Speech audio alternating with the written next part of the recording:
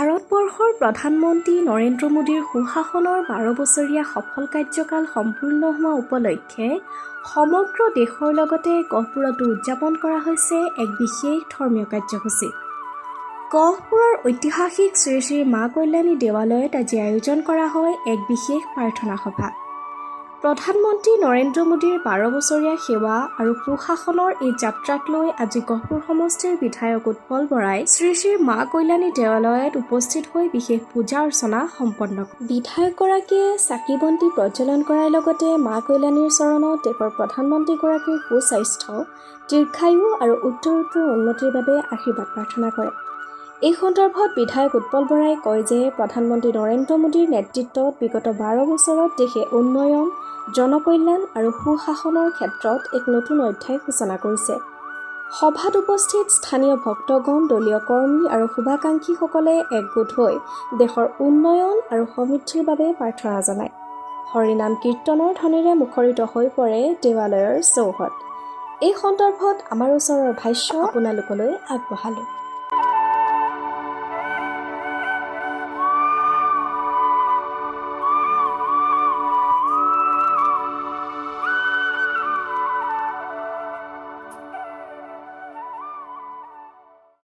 ভাৰতবৰ্ষৰ প্ৰধানমন্ত্ৰী নৰেন্দ্ৰ মোদী ডাঙৰীয়াই ভাৰতীয় সংসদী গণতন্ত্ৰত এগৰাকী সৰ্বকালৰ দীঘল কাৰ্যকালৰ এগৰাকী প্ৰধানমন্ত্ৰী হিচাপে পৰিগণিত হৈছে। আজিৰ তাৰিখটোত যদিও পণ্ডিত নেহেৰু 1947 চনত তেখেত প্ৰধানমন্ত্ৰী হৈছিল, তেতিয়া সংবিধান সমিতিয়ে তেখেতক মনোনীত প্ৰধানমন্ত্ৰী হিচাপে নিৰ্বাচিত কৰিছিল আৰু তাৰ পৰৱৰ্তী পৰ্যায়ত তেখেত 1952 চনৰ পৰা 64 চনলৈকে 12 বছৰ তেখেতে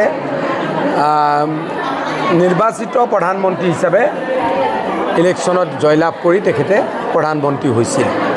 কিন্তু আজি আমাৰ প্ৰধানমন্ত্ৰী নৰেন্দ্ৰ মোদী ডাঙৰীয়াই 1914 চনৰ পৰা আজিৰ দিনটোলৈকে নেহেৰুৰ সেই কাৰ্যকালক অতিক্ৰম কৰি আজি তেখেতে এক নতুন ৰেকৰ্ড তেখেতে গঠন কৰিলে, গঢ়ি তুলিলে আৰু তাৰ কাৰণে আজি ভাৰতবৰ্ষৰ প্ৰতিটো মন্দিৰ, নামঘৰ, বিভিন্ন ধৰ্মীয় অনুষ্ঠানত আজি আমাৰ ভাৰতীয় জনতা পাৰ্টীৰ কাৰ্যকৰ্তাসকলে, সাধাৰণ ৰাইজে আজি তেখেতৰ মংগল কামনা কৰি ধূপ দীপ চাকি বন্তি অৰ্চনা নিজৰ নিজৰ ধৰ্মীয় মাৰ্গেৰে, আধ্যাত্মিকতাৰ মাৰ্গেৰে কৰিছে।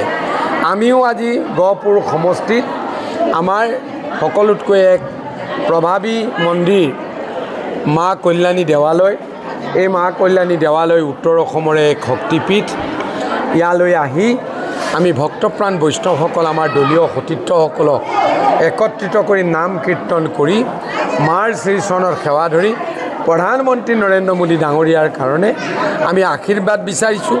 তেখেতক শক্তিশালী স্বাস্থ্য প্ৰদান কৰক, তেখেতে যাতে আৰু ভাৰত মাতৃৰ কাৰণে শক্তিশালীভাৱে পদক্ষেপ গ্ৰহণ কৰি ভাৰতক যাতে বিশ্বগুৰুৰ আসনত বহুৱাবৰ কাৰণে তেখেতে প্ৰয়াস কৰিব পাৰে, তাৰ কাৰণে তেখেতৰ সুস্বাস্থ্য, তেখেতৰ মংগল, তেখেতৰ মানসিক শান্তি যাতে প্ৰভু ভগৱন্তই আশীৰ্বাদ কৰে, বৃদ্ধি কৰে, তাৰ কাৰণে আজি মাৰ শ্ৰীচৰণত সেৱা ধৰি আমাৰ পুৰোহিতসকলৰ পৰা মন্ত্ৰ পাঠেৰে আই মাতৃসকলক নামৰ মাধ্যমেদি আজি এক বৈকুণ্ঠপুৰীলৈ ৰূপান্তৰিত কৰি এই মা কল্যাণী দেৱালয়ত আজি আমি এই অনুষ্ঠান কৰিলোঁ।